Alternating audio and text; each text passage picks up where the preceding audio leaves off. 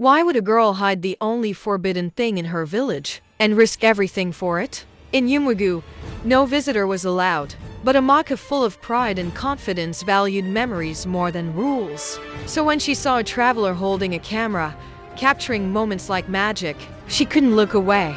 She had always wished she could keep memories of herself and her friends forever. The traveler noticed the wonder in her eyes. "If you hide me," he whispered, "this camera is yours." Amaka agreed instantly. She led him to an old yam barn hidden behind tall weeds, hands shaking with excitement. She didn't know her friend Chioma had been following, suspicious of her sudden disappearance. Chioma tried to peek but stepped on a branch. She stumbled, dusty and terrified. Amaka heard it. She turned toward the door and walked out to check. What Chioma saw in the barn almost got her caught. As Amaka stepped outside, Chioma wasn't there. She had been pulled into the bushes, her mouth covered.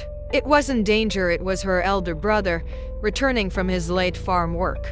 They waited until Amaka went back inside, then hurried home. On the way, Chioma told him everything about the hidden traveler. By morning, the village was searching for the stranger. Chioma begged her brother not to expose Amaka, yet she wanted to talk to her friend first. Chioma pleaded with Amaka to release the traveler, but Amaka refused, blinded by greed. Their argument grew heated. Voices approached, villagers marching at night with weapons. Amaka panicked, running into the forest. In the darkness, she stepped wrong and was bitten by a snake. When he found Amaka in the forest in pains, she told a story that didn't match anything the villagers heard. Her cries had echoed through the night until a young hunter heard her. He carried her out of the darkness and watched over her till morning. When she woke, he gently asked what happened. Amaka panicked. She feared Chioma might expose her for hiding the forbidden traveler, so she lied. She said Chioma hid the traveler and even planned for her to be harmed. In Amaka's mind, it was safer her word against Chioma's. She believed the truth would never come out. What Amaka didn't know, but she didn't know the villagers had reached the yam barn too late. The traveler had already escaped into the night. The hunter listened silently. Someone was lying. Someone was in danger. And the real outsider was still roaming free. Villagers were confused. Chioma said she saw Amaka hide the stranger. Amaka said Chioma set her up. Nobody knew who to believe. But the hunter, he was desperate for the truth. He marched into the deepest part of the forest, a place even warriors feared. He followed footprints that ended suddenly, as if the stranger disappeared into thin air. Then a cold wind blew, and a tall shadow appeared in the distance wearing that same heavy coat. The hunter lifted his torch. "Show yourself," he shouted. The shadow spoke, "If your village wants the truth, gather them all at dawn." Before the hunter could speak, the figure vanished like smoke. He ran back to the village, breath shaking.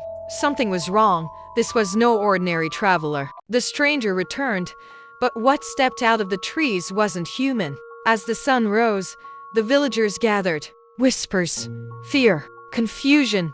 Amaka stood trembling. Chioma stood silent. The hunter watched a tree line, waiting. Then the forest went quiet. A tall figure stepped forward, the stranger, but his skin glowed faintly, and his shadow bent in the wrong direction.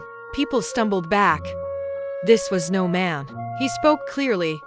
"Amaka hid me, did not do it out of kindness. She worshipped her beauty and wanted the camera I carried." The crowd gasped. Amaka fell to her knees.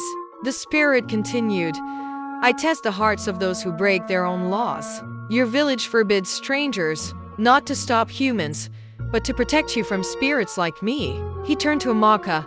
"You broke the rule for greed, so your punishment will match your desire." The camera appeared in her hands. The lens turned black. Wherever she walked, people saw their own secrets reflected in it. A mirror no one could escape. "Let her carry what she tried to gain," the spirit said, then vanished. Chioma was cleared. Amaka was not banished, she would live among them, facing the truth she tried to hide.